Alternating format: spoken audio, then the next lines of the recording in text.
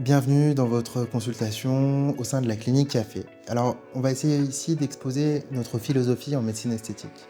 L'idée de notre clinique et pourquoi moi j'ai décidé de fonder cette clinique-là, c'était pour véhiculer une certaine idée de notre métier. Très classiquement, il y a beaucoup de séries, il y a un imaginaire global au niveau des chirurgiens esthétiques et des médecins esthétiques qui est complètement à côté de la plaque.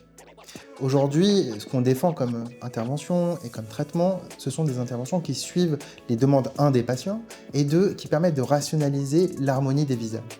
L'idée, c'est de conserver des expressions naturelles du visage, de absolument pas déformer qui vous êtes, de vous accompagner par contre dans un sentiment de se sentir mieux dans ses pompes, dans son corps, dans sa féminité, dans sa masculinité, dans sa manière de pouvoir aller à la plage, d'accord? Mais tout ça, ça passe par une compréhension globale de qui vous êtes. Alors, finalement, on est un peu tous paumés, et moi y compris, mais ce qu'on peut faire, c'est de trouver des petites clés qui nous permettent d'avancer. Alors pour certains, ça peut être de discuter avec ses amis, d'aller voir un psychologue, et chez d'autres personnes, ça passe par le corps. Voilà, il y a des gens qui ont besoin, pour se sentir mieux, se sentir plus frais, mieux dans leur pompe, et ça passe par le corps. Mais nous, au sein de la clinique, nous ne devons pas surtraiter nos patients.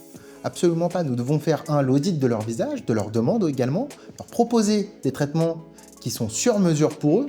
Typiquement, ça peut être des petites injections qui vont permettre de redonner du relief à certaines rides, de diminuer les rides quand vous êtes en expression, mais ne jamais dénaturer le visage. Vous savez, j'essaie de me battre depuis quelques années au sein de notre pratique pour qu'on ait une meilleure image. Nous, les chirurgiens, plasticiens, réparateurs, notre pratique, elle est très grande. Ça va de la réparation du cancer du sein, cancer de la peau, les brûlés, à la chirurgie esthétique, la chirurgie réparatrice, après amaigrissement massif également. Donc nous, on vient traiter énormément de choses, d'accord? Mais il faut qu'on soit raisonnable dans nos travaux. Il faut qu'on soit raisonnable dans notre approche des gens. Il faut qu'on puisse comprendre ce qu'ils pensent, ce qu'ils attendent de nous, qu'on puisse les aiguiller. D'ailleurs, les patients comprennent bien quand on leur dit non, c'est pour leur bien.